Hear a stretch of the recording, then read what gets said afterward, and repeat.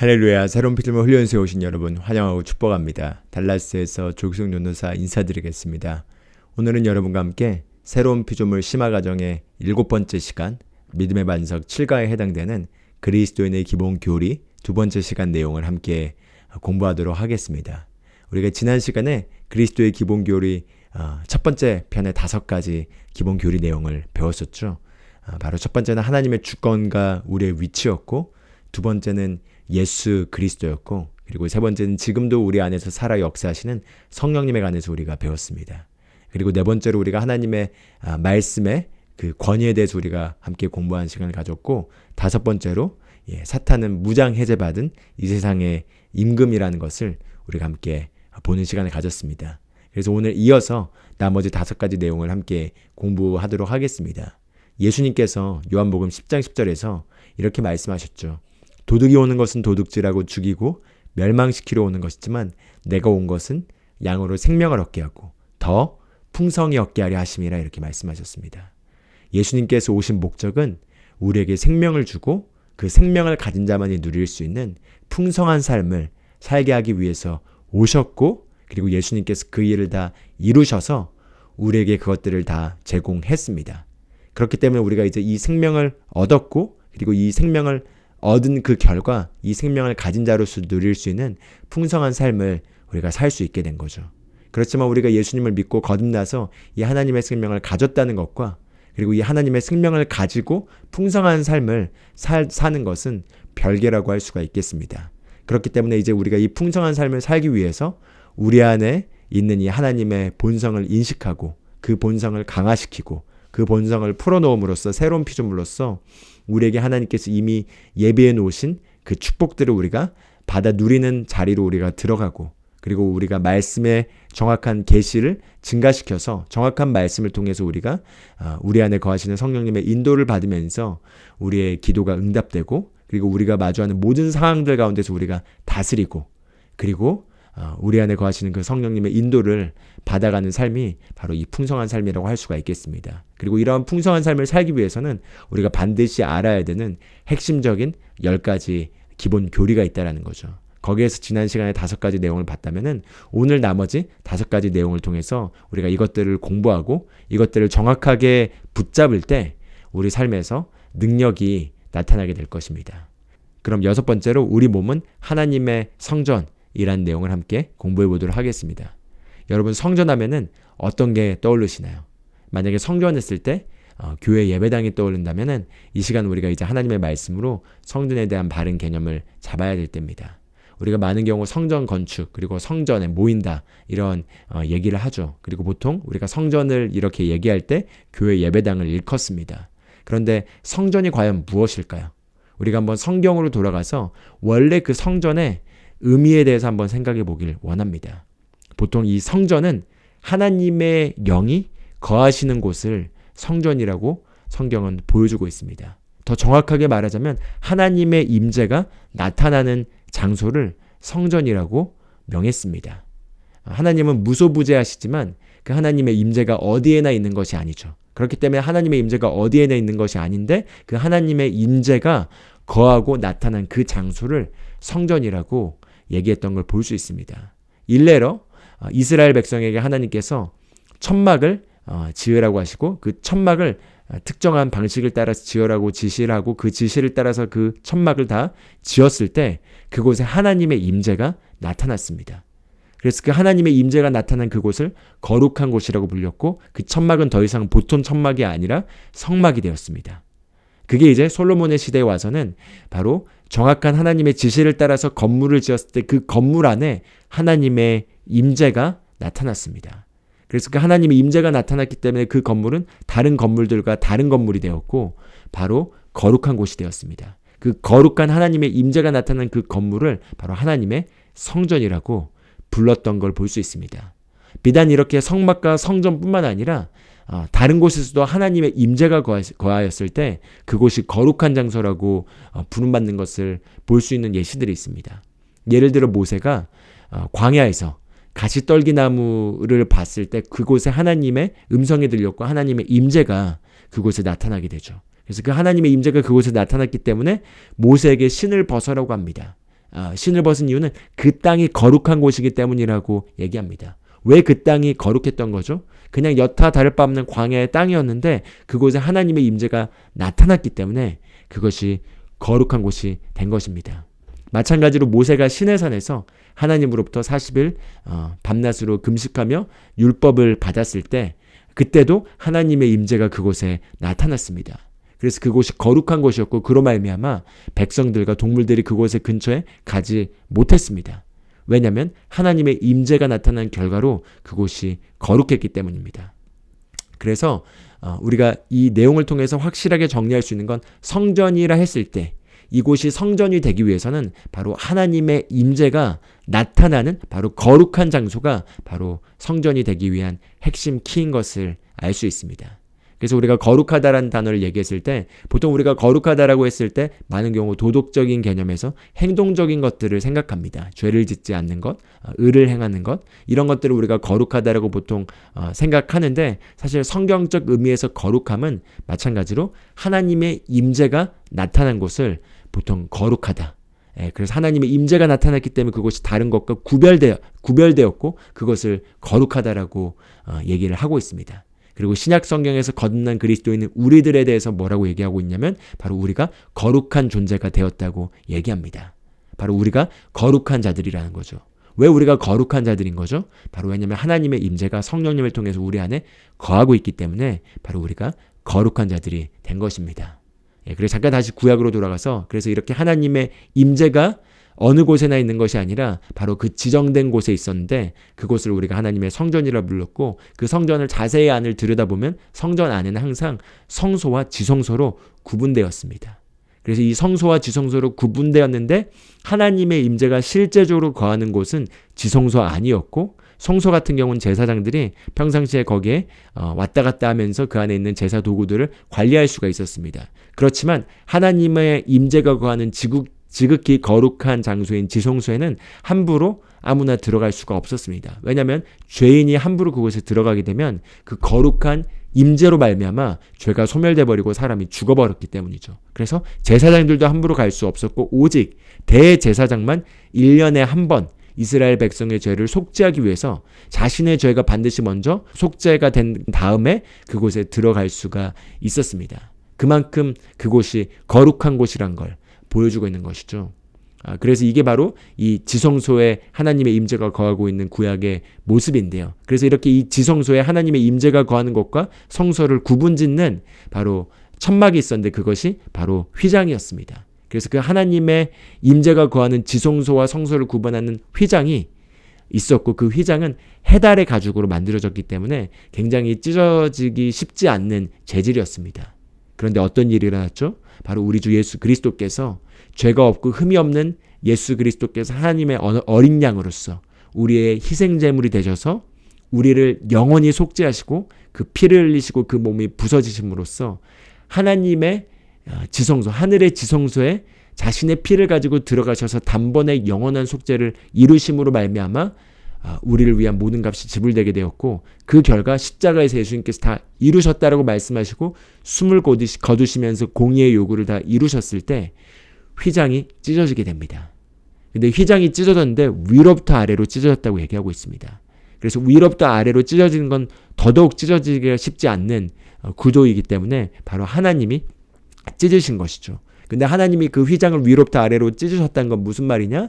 바로 지성소가 예수 그리스도의 속량사역이 이루어지기 전까지는 그 지성소라는 장소 안에 하나님의 임재가 거하고 있었지만 이제 예수 그리스도께서 우리의 값을 지불하셨기 때문에 휘장이 찢어지게 되고 하나님의 임재가 바로 우리 안으로 거듭나고 이제 죄의 본성이 아니라 의의 본성을 갖게 된 우리 하나님의 자녀들 안으로 들어올 수 있게 되었기 때문에 바로 휘장이 찢어지게 된 것이고 그리고 이제 거듭난 우리들 안에 우리가 성령님을 모시게 된 순간 성령님이 이제 우리의 거듭난 영 안으로 거하시게 되면서 우리의 거듭난 영이 지성소가 되고 바로 우리가 하나님의 영과 하나님의 임재가 나타날 수 있는 바로 하나님의 성전이 된 것입니다.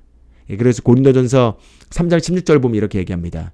너희가 하나님의 성전인 것과 하나님의 영께서 너희 안에 거하신 것을 너희가 알지 못하느냐. 바로 우리가 하나님의 성전이라는 거죠. 왜 우리가 하나님의 성전인 거죠? 바로 성전이 되기 위해서는 하나님의 임재의 나타남이 있어야 되는데 바로 하나님의 영이 우리 안에 거하시기 때문에 바로 하나님의 영이 우리 안에 거하심의 결과로서 하나님의 임재가 나타나고 우리 몸이 하나님이 거하시는 하나님의 성전이 된 것입니다. 그렇기 때문에 이제 오늘부터 이 내용을 들으셨기 때문에 우리가 보통 성전 했을 때 이제 저와 여러분이 항상 기억해야 될 건 바로 성전은 바로 우리의 거듭난 우리 그리스도인들의 몸이 바로 하나님의 성전이라는 것을 기억하시면 좋겠고요. 우리가 보통 이제 예배당 건축을 성전 건축이라고 많이들 얘기합니다. 그게 사실 이제 구약적인 개념인데 신약의 원형의 개념에서 사실 성전 건축은 더 엄밀하게는 불신자들이 예수 그리스도를 믿고 구원받아서 그 안에 성령님을 모셔드리는 게 바로 더 신약의 개념에서의 온전한 모형의 모습의 성전 건축이라고 할 수가 있겠습니다. 왜냐하면 불신자가 예수님을 믿고 구원받고 성령님을 모셔드리게 될 때마다 하나님의 성전이 되는 거죠. 그렇게 하나님의 성전이 하나하나 이렇게 더 지어지게 되면서 우리가 전체로서 그리스도의 몸으로서 자라나게 되면서 성전이 지어지게 되는 것입니다. 그렇기 때문에 우리가 이제 기억하는 건 바로 우리 몸이 하나님의 성전이 되었고 하나님의 영이 우리 안에 거하심으로 말미암아 우리가 하나님의 임재를 운반하는 자들이 되었다는 것입니다. 할렐루야. 그래서 이제 우리가 하나님의 성전에 대해서 나눴고요. 교회도 마찬가지입니다. 우리가 보통 교회 간다라는 표현을 쓰죠. 교회 간다라고 했을 때 보통 우리가 소속되어 있는 지역교회 건물, 예배당에 간다라고 했을 때 보통 교회 간다라고 얘기하는데 사실은 진정한 의미에서 성경적 의미의 교회는 바로 그리스도의 몸을 가리키고요. 이 그리스도의 몸은 무엇이냐? 믿는 자 개개인들이 함께 모여서 있는 것이 바로 그리스도의 몸이자 교회인 것입니다. 그래서 하나님께서는 바로 이 교회를 통해서 만물을 다스리시고 이 교회에게 축복을 하시고 교회에게 권세를 주셔서 이 땅 안에서 만물을 다스리도록 정하셨습니다. 한번 에베소서 1장 우리 22절에서 23절 말씀 한번 보면 좋겠습니다. 이렇게 얘기합니다. 또 모든 것을 그분의 발 아래 두시며 그분을 모든 것 위에 머리가 되게 하사 교회를 위해 주셨느니라. 교회는 그분의 몸이니 곧 모든 것 안에서 모든 것을 충만하게 하시는 분의 충만이니라.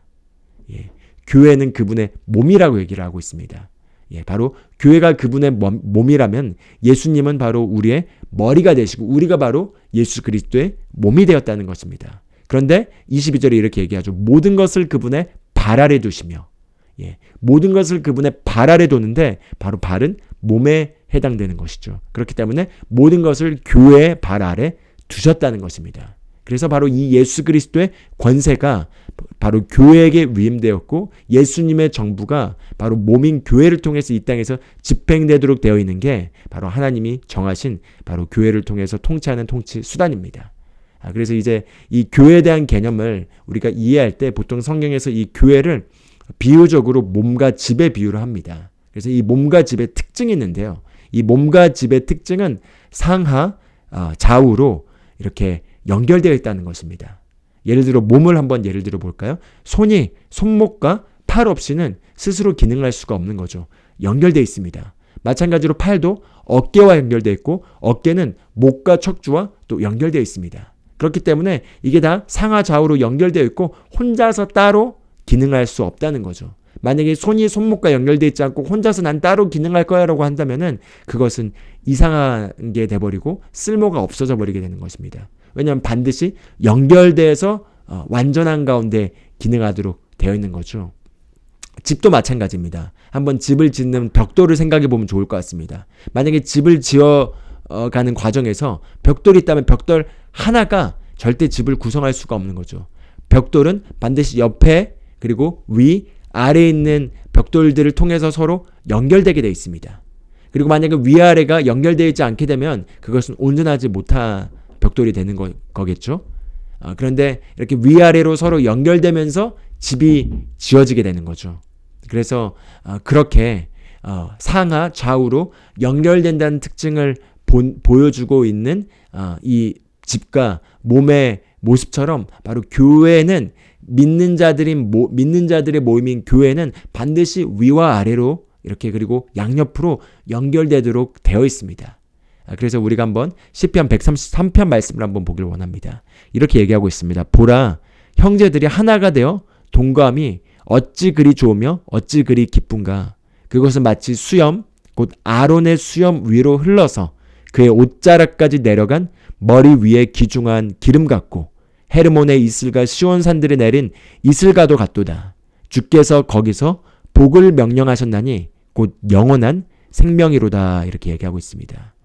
그래서 형제들이 하나가 되어 동거함이 어찌 그리 좋으며 어찌 그리 기쁜가. 이것은 바로 그리스도인의 모임인 교회를 보여주고 있는 모습이라고 할 수가 있겠습니다. 그러면서 이 형제가 함께 동거하는 이 교회 모습에 대해 얘기하면서 마치 아론의 수염에서부터 기름 부음이 흘러서 그 옷자락까지 미치게 되는 것처럼 그와 같다라고 얘기를 하고 있습니다. 즉 하나님께서 이 교회 위로부터 아래로 기름 부음을 흘려 내려보내셔서 그 몸이 다 서로가 양분을 공급받고 자라나게 되면서 성장하도록 두신 것이 바로 교회의 신비이자 하나님이 우리 모든 그리스도인들을 그 안에서 기능하도록 하게 한 거라는 거죠. 그래서 우리가 이제 이 교회를 생각했을 때 그리스도의 몸인데 이 그리스도의 몸은 단지 내가 소속된 지역교회만을 얘기하는 것이 아니라 이 지역교회가 다 전 세계에 있는 지역교회들이 다 하나로 연결되어서 그리스도의 몸을 이루고 있는다는 것입니다. 그 안에서 나는 내가 소속된 이 지역에서 내가 부름받은 그 어떤 특정한 교회로 지역교회로 내가 부름받아서 그 안에서 그 몸의 작은 지체 안에서 기능하고 있는 거죠. 그렇지만 교회들도 서로 연결되게 돼 있고 모든 그리스도인들이 서로 연결되어서 위와 아래로 위로부터는 영향을 받고 그리고 아래로는 영향을 흘려보내도록 그리고 상하를 얘기했다면 이제 좌우로는 서로 함께 격려하고 위로하고 서로 함께 자라나도록 되어 있는 게 바로 교회의 신비라고 할 수가 있겠습니다. 그래서 우리가 가족이 없는 사람이 없잖아요. 우리가 태어날 때 다 부모가 있는 것처럼 마찬가지로 영적인 가족도 반드시 있게 돼 있고 영적인 가족이 없는 사람이 없습니다. 그런데 우리가 이제 이런 개인주의적인 사회 속에서 이렇게 혼자서 내가 살아가는 것이 익숙하다 보면은 얼마든지 그런 세상의 가치관과 기준을 가지고 신앙생활을 함에 있어서도 어떤 교회와 공동체와 같은 믿는 자들의 그 모임 안에 소속되지 않고 혼자 열심히 기도하고 혼자 열심히 신앙생활하고 혼자 유튜브로 이것저것 보고 주변에는 아무와도 연결되어 있지 않는 그런 모습을 가져서는 안 되겠습니다. 하나님은 반드시 우리를 지역의 교회로 보내신 곳이 있다라는 거죠. 그리고 반드시 나를 하나님께서 공급해 주시도록 보내주신 공급처가 있습니다. 그래서 그 영적인 공급처로부터 우리는 공급을 반드시 받게 돼 있고 그리고 또 마찬가지로 우리는 그 공급을 우리 밑으로 흘려보내도록 되어 있습니다. 그렇기 때문에 내가 이 전체 안에서 내 몸의 위치가 어떤 곳인지 내가 어떤 위치에 몸 안에서 위치해 있는지를 알고 그 안에서 내가 바르게 기능할 때 거기에 오는 놀라운 축복과 은혜가 있습니다. 그래서 신앙생활을 이제 하면서 또 목회 생활을 오랫동안 하시면서 이 저자이신 분께서 신앙생활하는 성도분들을 보면서 한 가지 강하게 느낀 것은 무엇이냐? 이렇게 교회 안에 그렇게 잘 연결돼 있지 않고 기도도 열심히 하고 영적인 집회도 많이 참여 다니고 신앙에 굉장히 열심히 있지만 교회의 기름부음과 교회의 연합 안에 이렇게 잘 붙어 있지 않고 뿌리가 내려져 있지 않는 거죠. 그래서 그런 분들의 삶을 보면은 실제로 막 열심히 이것저것 쫓아다니고 하지만 실제 삶의 열매가 많이 맺어져 있지 못하고 신앙생활이 전진하지 못하는 걸 많이 보게 된다고 하십니다. 그런데 오히려 그렇게 막 그런 열정이 있고 기도도 많이 하고 그런 게 아닌데 단지 교회 안에 잘 뿌리 내리고 그 교회의 흐름을 잘 타면서 그 안에서 잘 붙어 있고 잘 그 붙어 있는 것 안에서 기능만 해도 시간이 지나고 세월이 지났을 때 훨씬 더 삶에 많은 진보가 있고 열매가 있고 그리고 그런 영적인 그 열매들이 삶의 곳곳에서 나타나는 것들을 보게 된다고 얘기를 하십니다. 그래서 목회 40년 경험 가운데서 얘기하신 말씀인데 제가 제 목회 10년의 경험에서도 보면은 이렇게 잘 뿌리 내린 사람들이 얼마나 하나님으로부터 더 많은 축복들을 잘 받는지를 보게 됩니다. 더 많이 받는 게 아니라 하나님께서 바로 여기 우리 시편 133편에서 본 것처럼 주께서 거기서 복을 명령하셨다는 거죠. 바로 하나님께서 이 교회의 복을 명령하셨고 이 교회를 통해서 반드시 오게 되는 공급과 축복들이 있다라는 것입니다. 그렇기 때문에 우리가 신앙생활 할 때 반드시 잊지 말아야 될 건 두 기둥이 있다라는 겁니다. 첫 번째 기둥은 내가 주님과 개인적으로 교제하고 관계하면서 내가 그 안에서 내가 성장하고 발전하는 것입니다. 이건 누가 대신해 줄 수 없는 거고 내가 반드시 해야 되는 거죠. 그렇지만 또 반대편의 기둥이 있습니다. 바로 이 반대편의 기둥은 교회로부터 흐르는 기름 부음입니다. 이것은 내가 아무리 혼자서 열심히 신앙생활하고 열심히 한다 해도 절대 캐치할 수 없는 바로 하나님께서 예정하셔서 나에게 공급하시는 다른 채널의 통로입니다. 그래서 이 두 기둥을 반드시 잘 붙잡아야 되고요. 어느 한쪽에 극단적으로 치우쳐서는 안 되겠습니다. 예를 들어 교회 생활은 열심히 하고 교회 사는 건 다 따라오지만 막상 나의 개인 생활에 있어서의 신앙에 있어서 하나님과의 관계나 교제나 영적인 추구가 없으면 안 되겠죠. 그렇기 때문에 마찬가지로 그것도 잘 유지해서 두 가지를 가져가야 되는 거죠.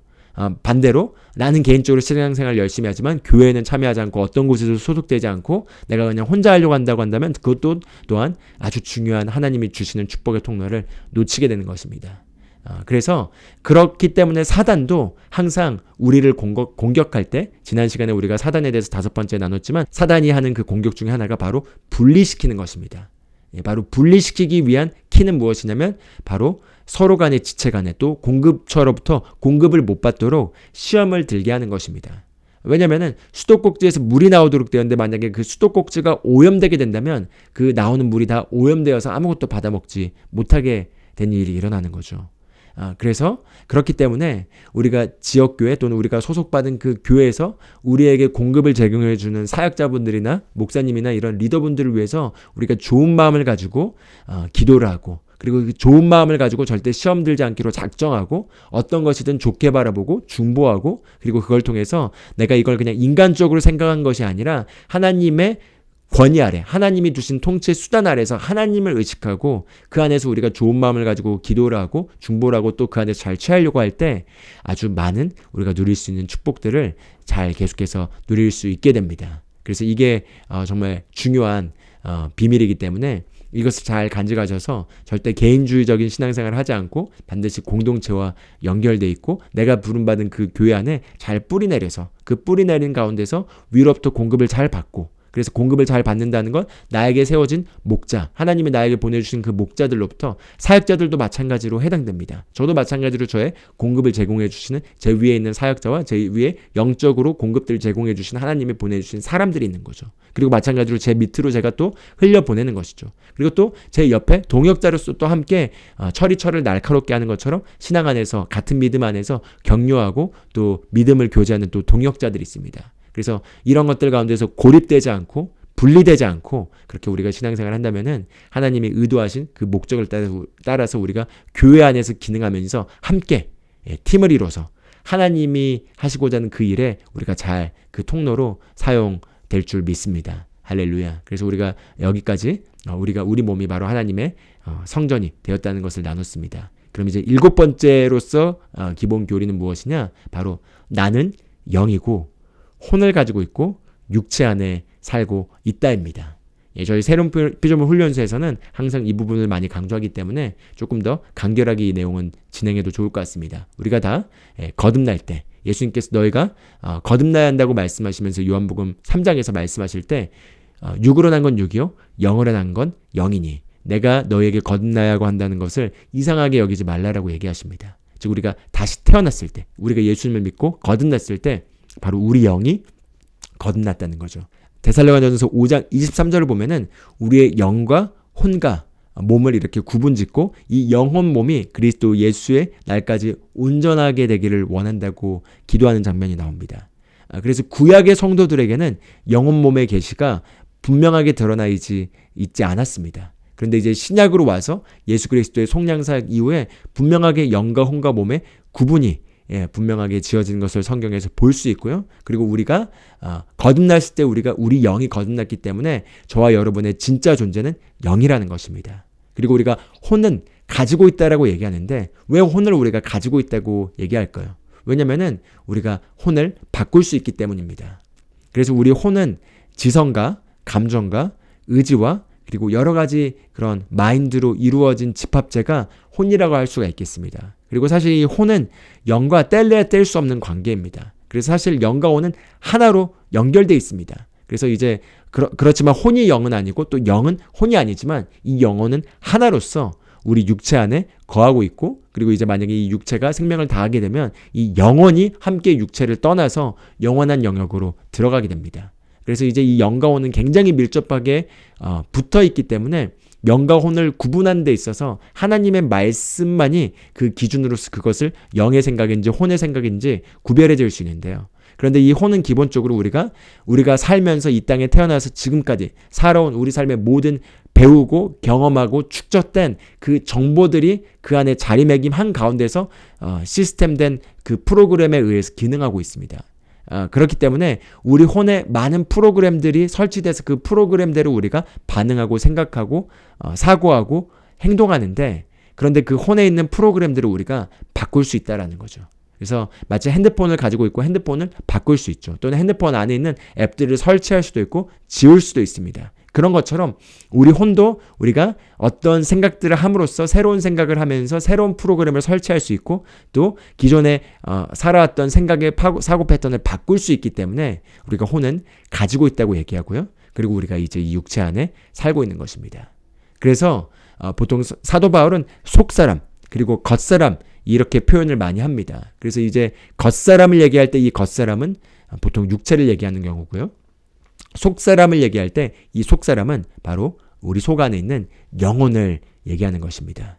그래서 베드로 같은 경우는 마음에 숨겨진 마음 속에 숨어있는 숨은 사람이라고, 마음속에 있는 숨은 사람이라고 얘기를 하고요.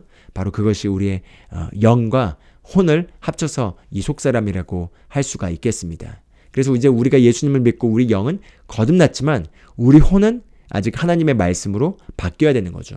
그리고 우리가 기본적으로 우리 영은 거듭났음에도 불구하고 우리 혼이 하나님의 말씀으로 하나도 바뀌어있지 않는다면은 사실은 그 혼은 육체와 결탁되어서 육체에 여전히 작동하고 있는 죄의 본성에 길들여져 있는 육체의 욕망들과 혼이 결탁되어 있기 때문에 구원받았음에도 불구하고 믿지 않는 자와 크게 다를 바 없는 삶을 살아갈 수가 있습니다. 그런데 이제 우리가 이 혼을 하나님의 말씀으로 계속해서 새롭게 하고, 그래서 하나님의 말씀으로 우리 혼을 새롭게 함으로 생각을 새롭게 할 때 변화를 받는다고 로마서 12장에 얘기를 하고 있습니다.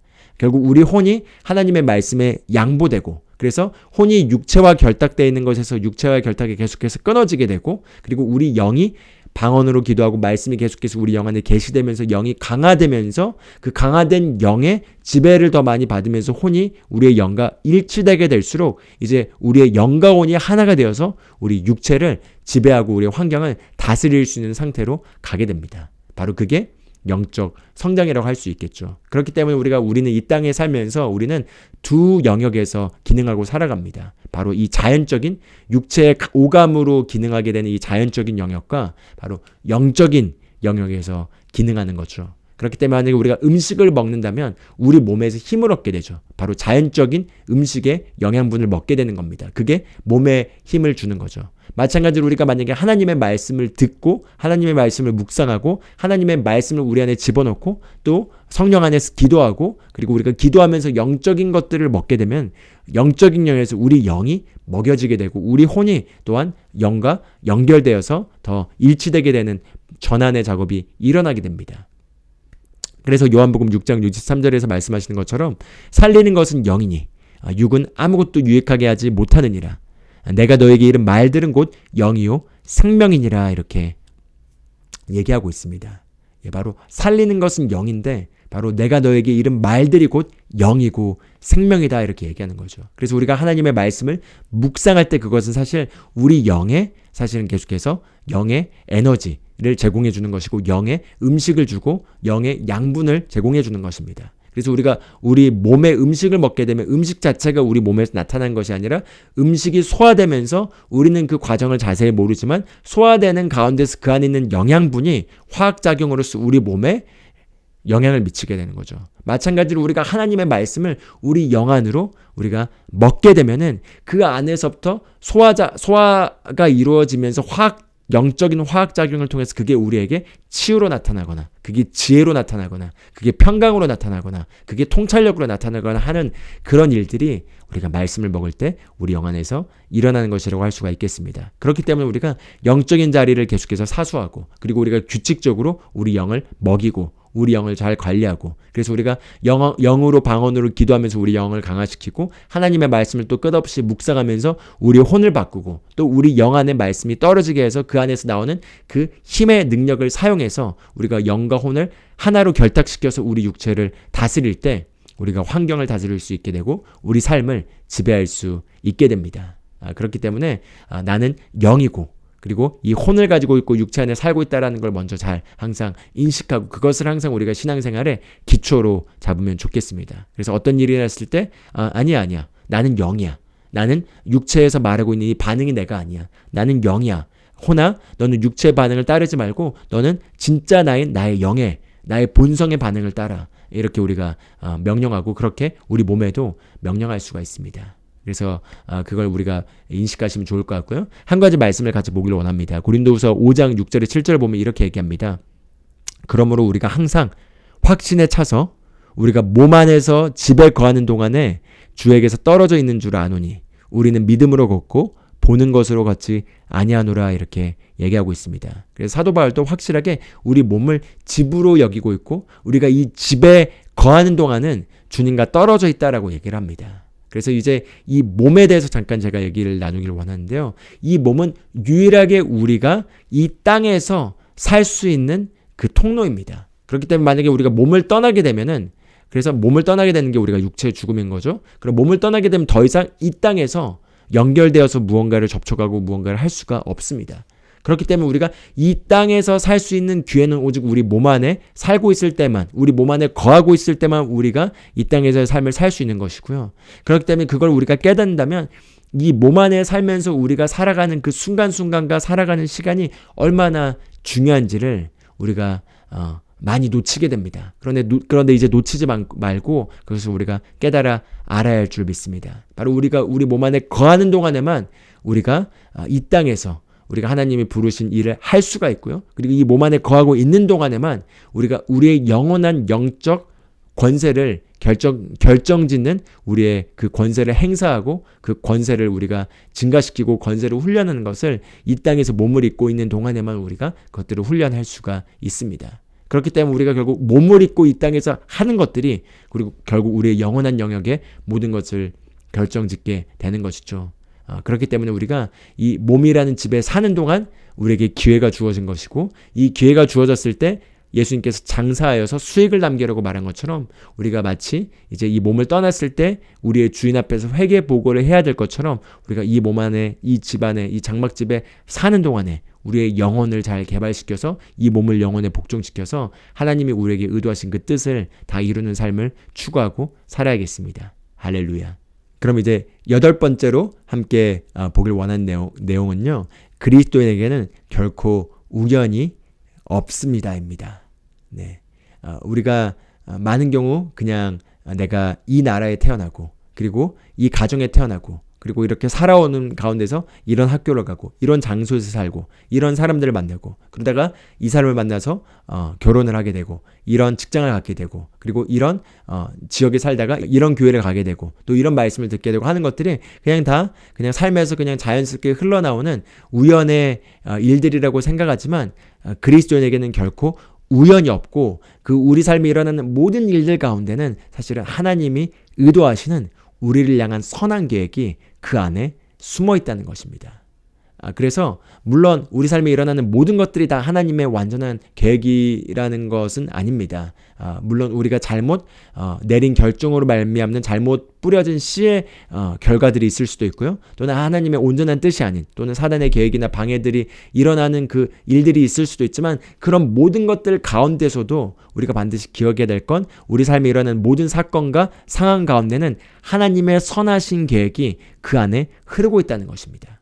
그렇기 때문에 그리스도인에게는 결코 우연이 없다라는 것을 우리가 정확하게 믿어야 되는데요. 한번 예시의 사건을 보길 원합니다.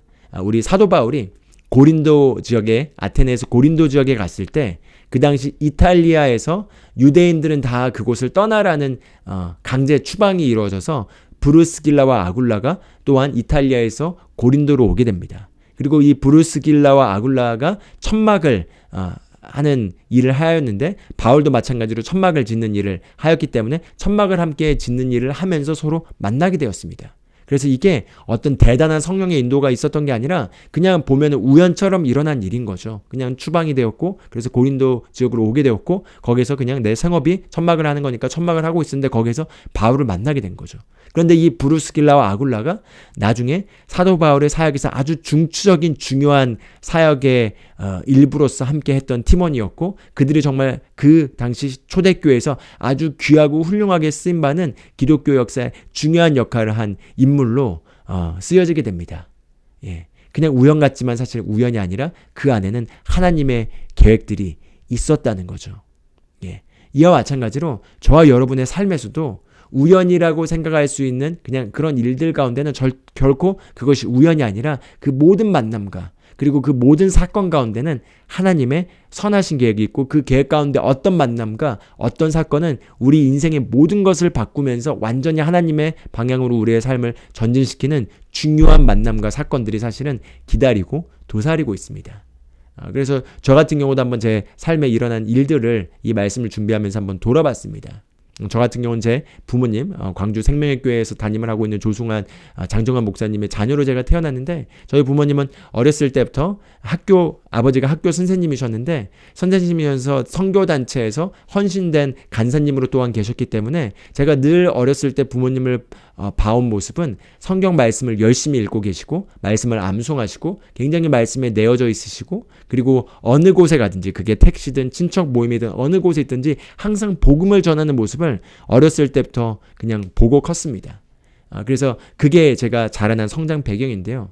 그런데 그게 우연히 내가 그 집에 태어나서 그렇게 그걸 본 것 같지만 그게 아니라 사실은 하나님께서 저를 향해 가지고 있는 그 계획 가운데 그 선하신 계획 가운데서 어렸을 때부터 저희 부모님을 통해서 그런 것들을 노출시키고 그런 씨앗들을 제 안에 형성시켜서 제 안에 있는 하나님이 부르신 그 삶을 살도록 저를 준비시켰던 거죠.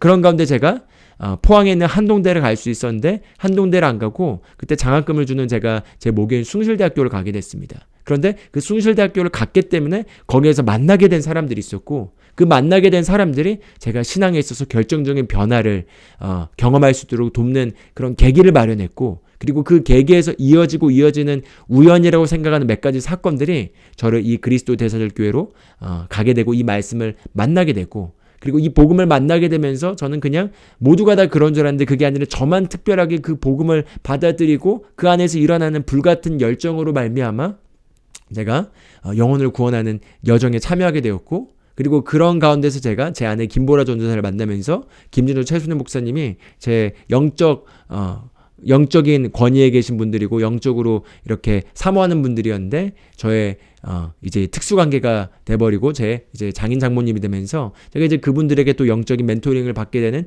일들이 일어나게 됐습니다.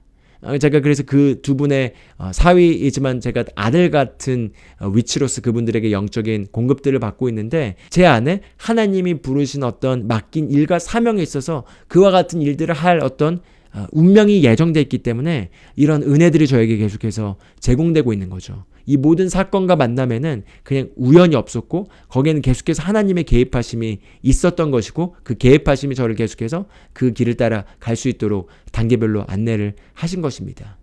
그래서 그런 것처럼 여러분도 마찬가지로 지금 이 영상을 듣고 계신다면 여러분은 결코 우연이 아닌 것입니다.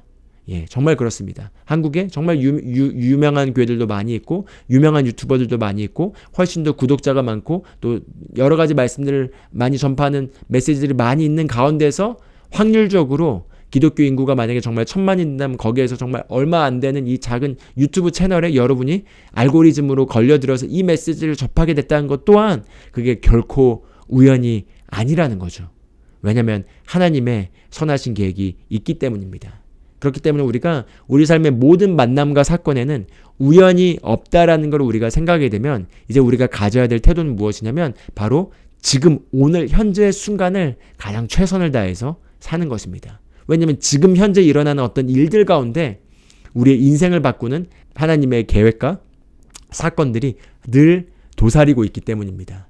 그렇기 때문에 우리가 현재에 충실한다라는 건 무엇이냐? 내가 지금 몸은 여기 있는데 내 생각은 이거 끝나면 뭐 하지? 저거 해야 된다면서 내일을 생각하거나 미래를 생각하거나 다른 걸 생각하면서 정신이 다른 데 가 있는 것이 아니라 지금 내가 만약에 이걸 하고 있다면 여기에 내 온 마음을 쏟는 것이고, 그리고 내가 만약에 이걸 하고 있다면 여기에 내가 온 마음을 쏟는 것을 하면서 우리가 현재를 최선을 다해 살아가는 것을 훈련하는 것입니다. 특히 지금 시대는 이렇게 스마트폰 때문에 너무나 현재를 충실하지 않게 살아가는 너무나 많은 유혹들이 도사리고 있습니다. 우리가 정말 노력하지 않으면 친구와 만나거나 아니면 가족과 있는 시간에서도 우리가 서로 대화하고 서로가 그 현재의 순간에 함께 무언가를 하는 게 아니라 각자가 핸드폰에서 다 다른 걸 하고 있는 걸 쉽게 발견하게 되죠. 그런데 이런 사회생활 습관 때문에 우리가 그런 경험 해보셨을 것입니다. 예배에 가더라도 예배에서 가끔 찬양이 마음에 안 들거나 찬양에 집중이 안 되면 찬양이 언제 끝나지? 또는 그게 아니더라도 찬양이 빨리 끝났으면 좋겠다. 찬양하는 순간 다른 걸 생각하고 있는 거죠. 또는 말씀을 듣는 동안 점심은 오늘 뭐 먹지? 점심 빨리 오늘 이거 먹고 오늘 오후에 이거 해야겠다. 이런 생각을 할 수 있는 거죠. 그게 다 뭐냐면 지금 현재 최선을 다해서 지금 하나님이 무언가 나에게 가장 내 인생을 결정짓는 중요한 무언가가 나에게 나오고 있다는 걸 우리가 놓쳐버리고 우리가 그냥 내일을 살아버리는 것입니다. 그런데 우리가 만약에 이제 이걸 저도 훈련하고 있는데요. 자녀와 시간을 보내는 것도 마찬가지고 우리가 배우자와 시간을 보내는 것도 마찬가지입니다.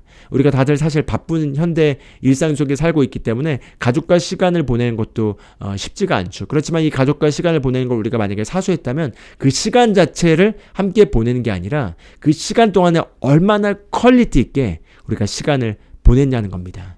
저도 가끔 자녀와 논다고 하지만 제 마음이 다른 데 가 있는 경우를 종종 발견하게 됩니다. 그럼 제가 사실은 제가 그렇게 의무적으로 하지 않으면 그렇게 시간을 안 갖게 되다 보니까 의무적으로 자녀와 시간을 갖고 놀겠다고 제가 결정했는데 그럼에도 불구하고 그 순간에 제가 머릿속으로는 일 생각을 하거나 다른 걸 생각하고 있거나 혹시라도 핸드폰을 하고 있다면 저는 사실 지금 자녀랑 같이 있지만 자녀와 퀄리티 있는 시간을 갖고 있지 않는 거죠.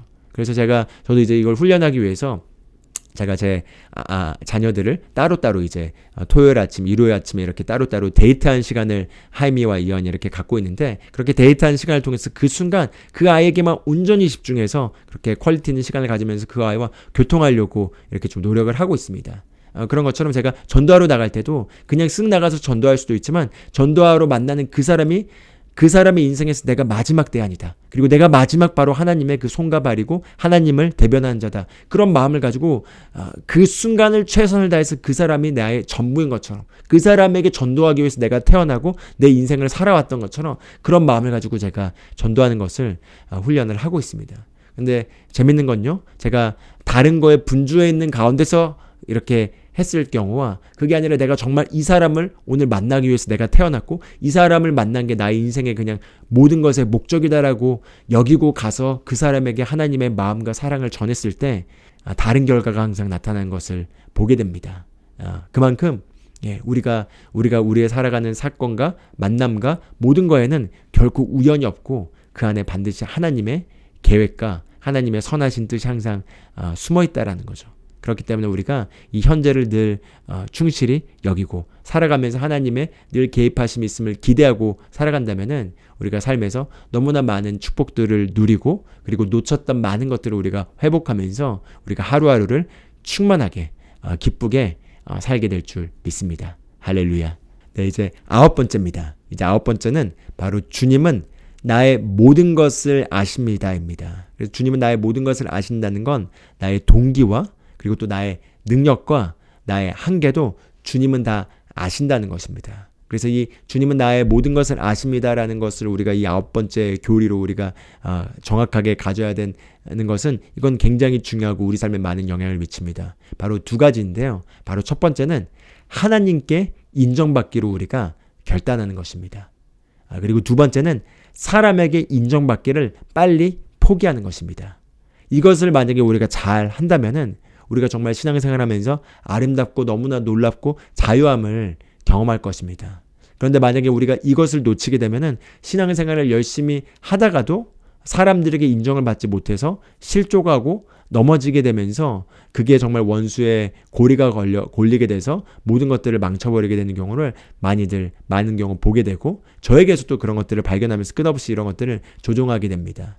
그래서 이것과 관련해서 성경 말씀을 하나 보길 원합니다. 우리 시편 139편 1절에서 6절까지입니다. 한번 읽어보도록 하겠습니다. 오 주여, 주께서 나를 살피시고 나를 아셨나이다. 주께서 나의 앉고 일어서는 것을 아시고 멀리서도 나의 생각을 이해하시오며 나의 행로와 나의 눕는 것을 둘러싸심으로 나의 모든 길을 익히 아시오니 보소서 오 주여, 내 혀의 말 중에 주께서 알지 못하는 것이 하나도 없나이다. 주께서 나를 앞뒤로 에워싸시고 주의 손을 내 위에 얹으셨나이다. 이런 지식이 내게 너무 놀라우며 높아서 내가 능히 그것에 미치지 못하나이다. 이 시편 저자가 고백한 것처럼 주님께서는 우리의 모든 것을 아신다는 거죠. 우리의 중심과 우리의 동기뿐만 아니라 우리 입에서 나오는 말들과 우리의 생각 속에 스쳐가는 생각과 우리 삶의 일거수일투족의 모든 것을 주님은 아시고 주님은 우리를 보신다는 거죠. 그렇기 때문에 우리가 결단해야 될 건, 그리고 영적으로 성장하고 훌륭한 모든 사람들의 공통적인 특징은 바로 하나님께 인정을 받았다는 것입니다. 그리고 이 하나님께 인정을 받았던 이 사람들의 공통적인 또 특징은 하나님께 인정을 받기 위해서 하나님의 시선만을 고려하고 다른 사람들의 시선을 고려하지 않았다는 것입니다. 우리가 구약의 대표적인 인물이 다윗이고 신약의 대표적인 인물이 사도 바울인 것을 우리가 볼 수 있습니다. 그런데 우리가 다윗을 생각했을 때 다윗과 반대됐던 인물이 있었죠. 바로 사울왕입니다. 이 사울왕 같은 경우는 하나님에게 인정받기보단 사람에게 인정받으려고 함으로 말미암아 그 결과 어떤 결과가 일어났는지 우리가 알 수 있습니다. 그래서 사실 도덕적인 기준으로 보자면은 사울왕보다 다윗 왕이 훨씬 더 악한 범죄를 저질렀습니다. 도덕적으로는. 그렇죠? 예, 사울왕은 간음을 하거나 그렇게 간음을 해서 죽이거나 하진 않았잖아요. 그렇지만 다윗은 간음을 하고, 그리고 그 간음을 했던 남편을 자신의 부하였는데 이렇게 간접 살인을 하게 하는 살인 사건을 하고 하는 그런 사실 도덕적으로 말도 안 되는 사건을 저질렀음에도 불구하고 성경에서 기록하기를 다윗에 대해서 무엇이라고 말하냐? 바로 하나님의 마음에 합한 자라고 얘기를 합니다. 왜 그럴까요? 왜냐하면 다윗이 바로 그렇게 하나님을 찾고 추구하고 하나님의 눈초리를 의식하고 하나님께만 인정받기를 간구하고 원했던 인물이기 때문입니다. 그래서 예를 들어 이제 밧세바를 탐하고 그 밧세바가 임신을 하게 되죠. 그리고 이제 나단 선지자가 와서 다윗에게 경고를 하면서 그 아이는 죽을 것이라는 하나님의 말씀을 전달합니다. 그래서 다윗이 금식을 하고 이렇게 하나님께 간절히 기도를 합니다. 그 아이가 살아날 것을. 그런데 이제 그 아이가 결국은 죽게 되었죠. 그래서 죽게 되었습니다. 그래서 이제 백성들이 이제 신하들이 걱정한 거죠. 아이가 살아있을 때 이렇게 살려달라고 하나님께 기도하면서 이렇게 금식하고 있었는데 아이가 죽었다는 걸 알면 얼마나 더 놀라고 얼마나 더 이렇게 힘들어 하실까 했는데 그 소식을 알리자 바로 다윗이 금식을 멈추고 밥을 먹습니다. 그러면서 이렇게 얘기를 합니다. 내가 아이가 살아있을 때는 하나님의 눈초리를 살피면서 하나님의 긍휼을 입기 위해서 내가 하나님의 시선을 의식하면서 이렇게 기도를 했지만, 그러나 아이가 죽었다는 건 결국 이제 하나님의 뜻이 그렇게 되었다는 것이기 때문에 내가 이제 무언가를 더 바꿀 수 있겠느냐 하면서 이제 금식을 끝냈다는 거죠. 여기에서 이제 우리가 캐치할 수 있는 것은 다윗이 무엇보다도 일어나는 모든 사건 가운데서 하나님의 눈초리를 의식했다는 것입니다. 나중에 다윗이 이제 그 다윗의 아들인 압살롬이 반역을 하면서 왕자에서 쫓겨나서 도망을 다닐 때 절름발이였던 사람이 다윗을 저주하는 장면이 나옵니다. 그래서 그 저주하는 왕인데 쫓겨난 왕에게 그렇게 저주하는 장면을 보고 다윗의 옆에 있던 이제 부하들이 저 천한 것이 어디 감히 우리 왕을 욕하냐고 하면서 가서 이제 저 천한 것을 죽여버리겠다고 하자 다윗이 그들을 말립니다. 부하들을 말리면서 괜찮다.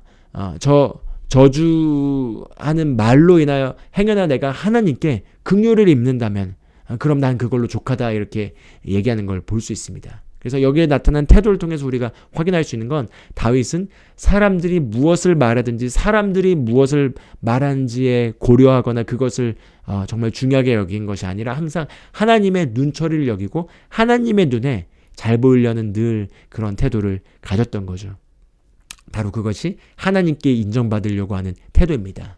그래서 많은 경우 저도 마찬가지고 우리가 많은 경우 어떤 일들을 같이 누군가와 하다 보면은 사람들에게 인정받고 싶고 사람들에게 칭찬받고 싶어하는 그런 마음들이 있을 수 있죠. 그런데 하나님은 우리의 동기와 중심을 항상 살피십니다.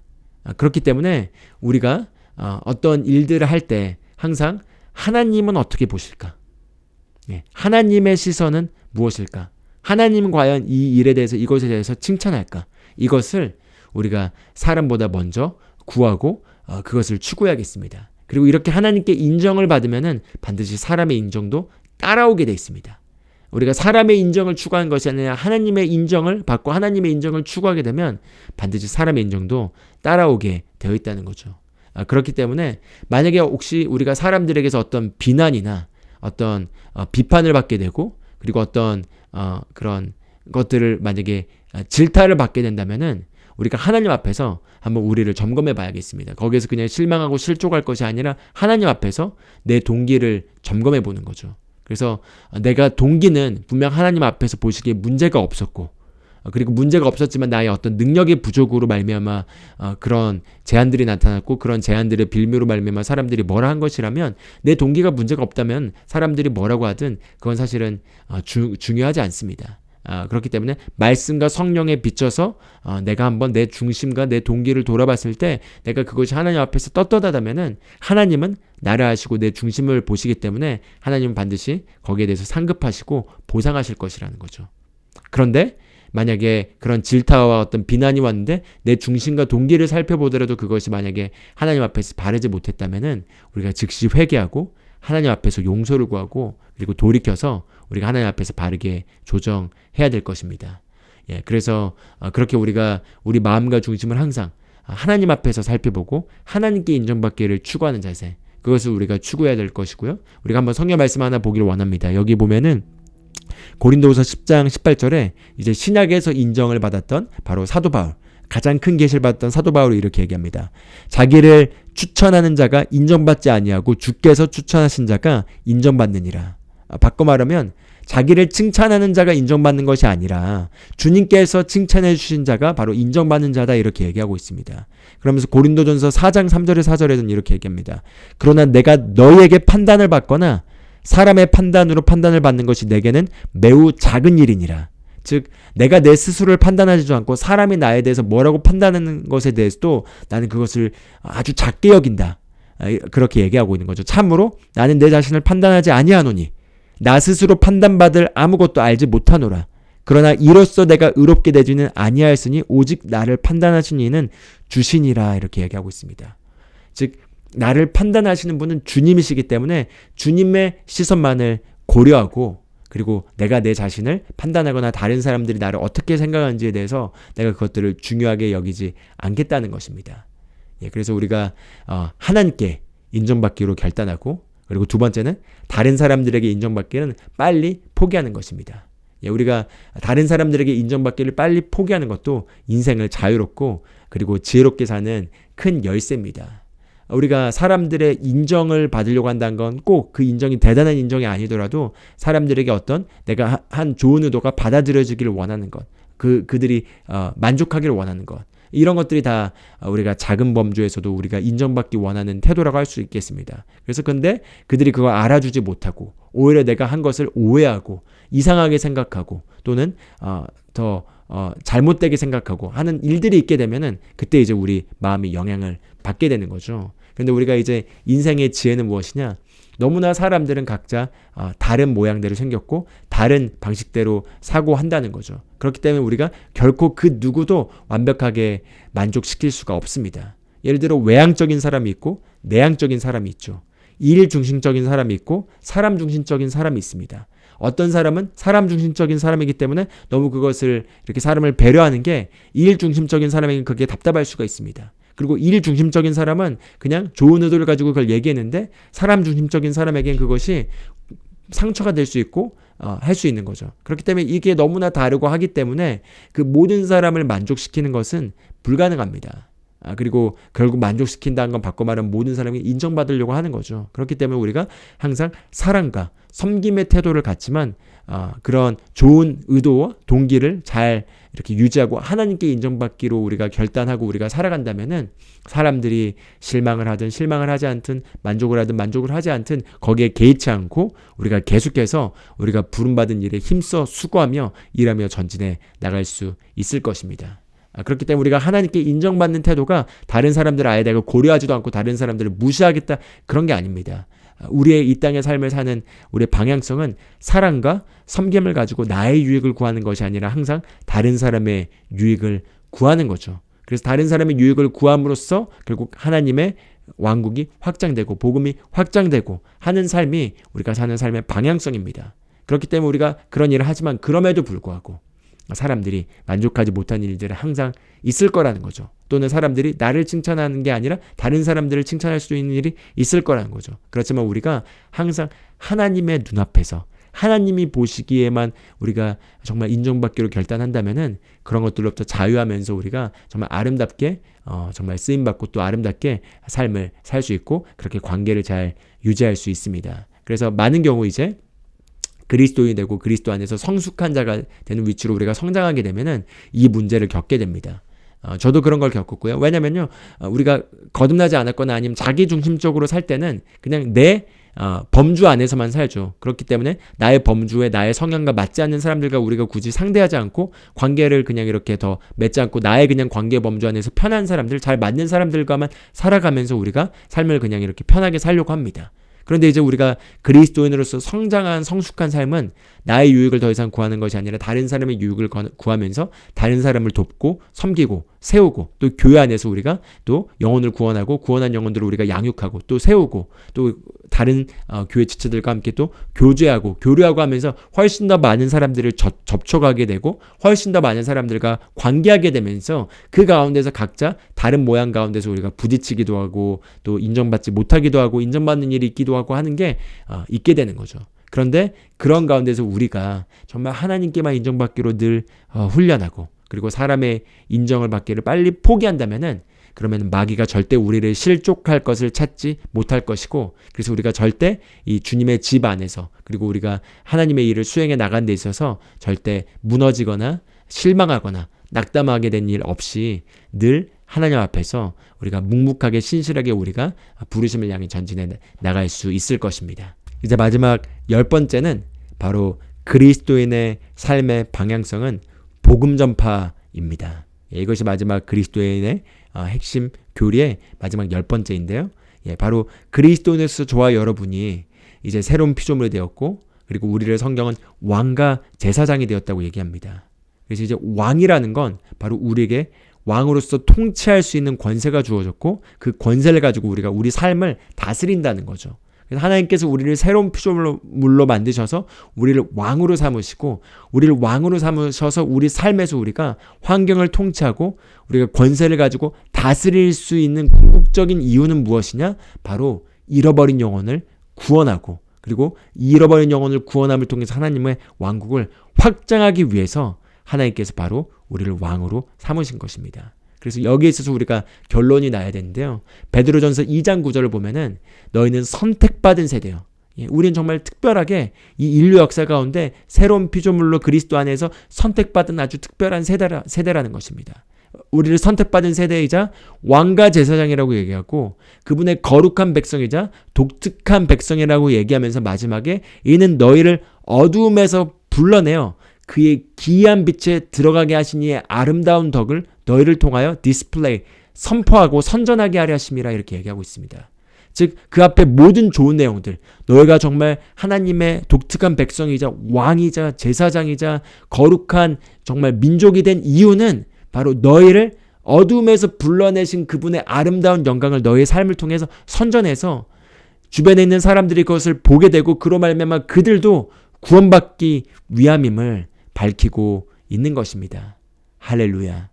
그래서 고린도후서 5장 15절 말씀을 보면은 이제 우리 주 예수 그리스도께서 우리를 위하여 죽으셨기 때문에 우리 산자들은 더 이상 우리 자신을 위하여 살지 않고 그리스도를 위하여 살지니라 이렇게 얘기하고 있는 장면을 볼 수 있습니다. 그래서 우리가 이제 이 땅을 사는 삶의 중심 근본적인 목적은 내 야망이나 내 어떤 자아나 내 어떤 목표를 위해 사는 것이 아니라 바로 그리스도를 위해 사는 것입니다. 그런데 이 그리스도를 위해 사는 것은 바로 그리스도께서 피값 주고 되사신 바로 잃어버린 영혼을 구원하는 삶을 사는 것이 우리가 부름받은 궁극적인 삶의 방향성이라는 거죠.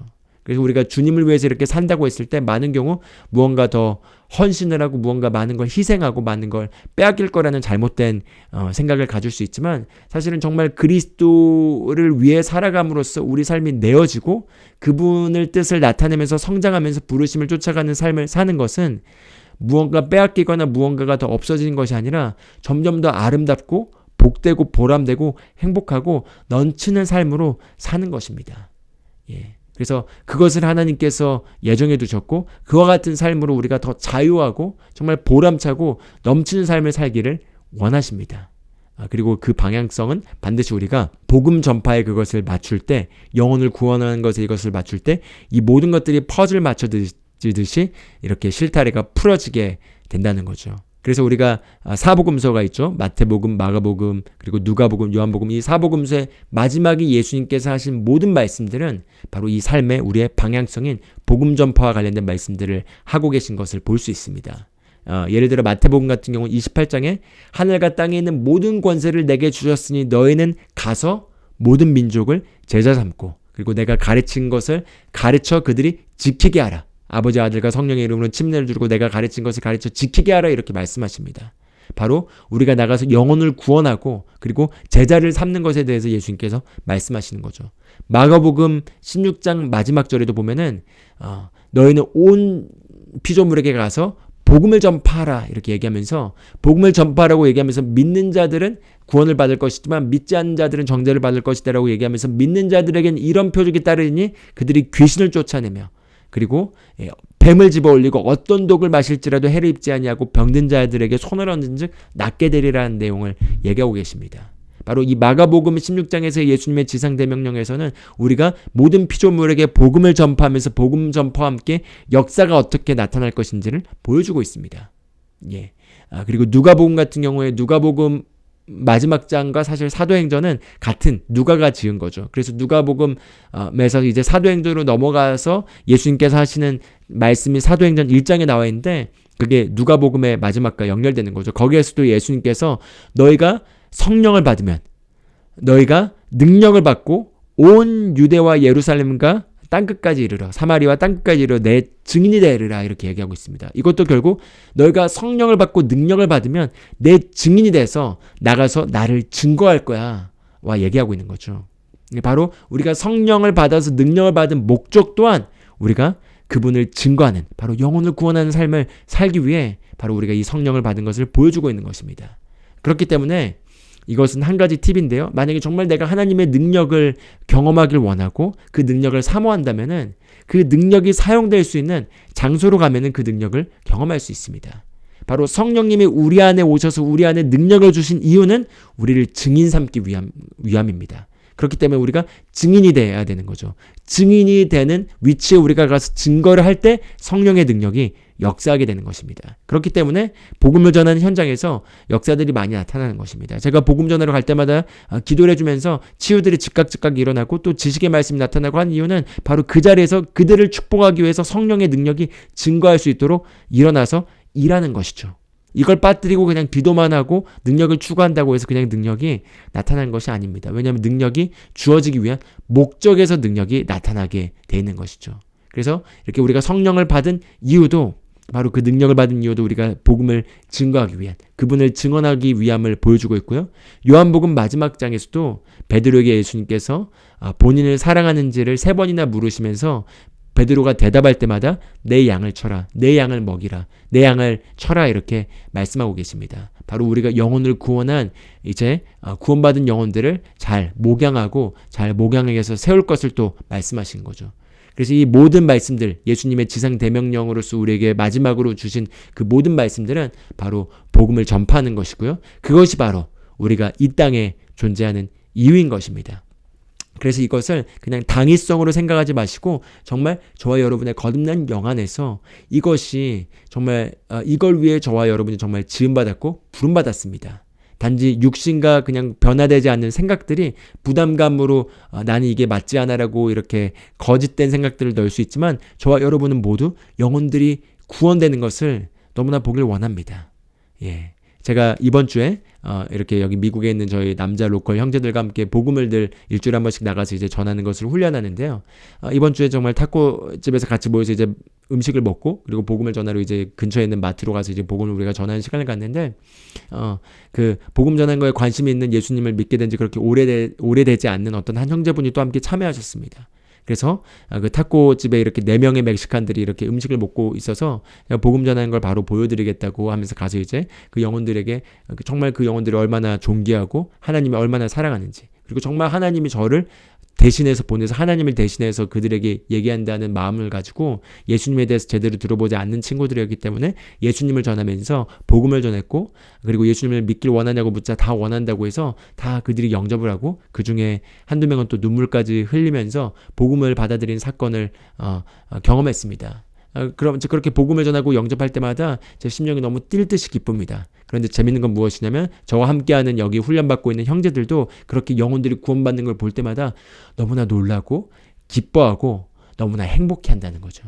왜냐하면 우리 안에 거듭난 영 안에 갈망이 정말 잃어버린 영혼들이 구원받고 하나님을 만나고 하나님의 자녀가 되기를 너무나 같이 원하고 있기 때문인 것입니다. 할렐루야. 예, 그래서 바로 이 복음을 전파하는 것이 우리의 삶의 방향성이고 그리고 이제 이 복음을 전파하기 위해서 우리가 나가서 우리의 안전지대를 깨고 우리가 나가서 복음을 전할 뿐만 아니라 우리가 이렇게 받은 축복과 이 풍성한 삶을 삶으로써 이제 우리가 우리의 유익을 위해 사는 것이 아니라 복음을 위해서 다른 사람의 유익을 위해 우리의 유익들을 내려놓는 삶을 삶으로써 그것이 말씀과 위배되는 것이 아니라면 사도 바울이 고린도전서 9장에서 설파랍니다. 내가 이 복음이 증거되기 위해선 나는 모든 사람들에게 맞출 수 있다. 그래서 그 모든 사람에게 맞춤으로써 내가 한 명이라도 더 구원할 수 있다면 나의 것은 문제되지 않는다. 이렇게 얘기하는 바울의 열정을 볼 수 있습니다.